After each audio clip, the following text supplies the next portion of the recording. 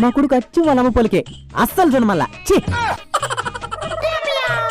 నాయనా ఎక్కడికే? పశువులకి గిడ్డ వేసేస్తా. పశువులు గడ్డి తింటాయా? అయితే నువ్వు కూడా తినేసిరా. తినకుండా అన్నాడు. నీకు కూడా ఆకిలి కదా, నువ్వు కూడా గడ్డి తిన్నా. ఏ ఏ ఏ ఏ ఏ ఏ ఏ ఏ ఏ